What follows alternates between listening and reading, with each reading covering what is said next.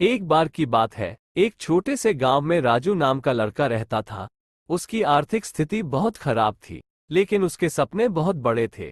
वो शहर जाकर बड़ा आदमी बनना चाहता था, परंतु उसके पास ना तो पैसा था और ना ही कोई काम करने का साधन।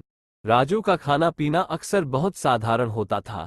एक दिन उसने अपनी भूख मिटाने के लिए घर पर बची हुई मैगी और थोड़ा दूध देखा। उसने सोचा, क्यों न कुछ नया किया जाए। तो उसने दूध उबालकर उसमें मैगी डाल दी। सोचा था कि इससे कुछ नया और स्वादिष्ट बन जाएगा, पर नतीजा कुछ और ही निकला। वह मैगी मिल्कशेक जैसा लगने लगा। दूध और मैगी का अजीब सा स्वाद बन गया था, लेकिन राजू के पास और कुछ भी खाने के लिए नहीं था। उसने वही अजीब मैगी मिल्कशेक पी लिया। धीरे धीरे राजू को एहसास हुआ कि उसकी स्थिति बदलने के लिए उसे किसी चमत्कार का इंतजार नहीं करना चाहिए।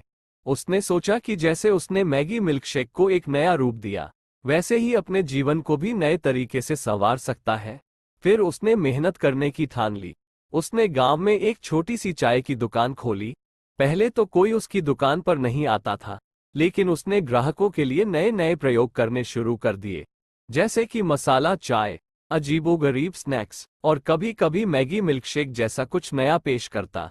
धीरे धीरे उसकी दुकान मशहूर होने लगी और लोग दूर दूर से उसकी दुकान पर आने लगे।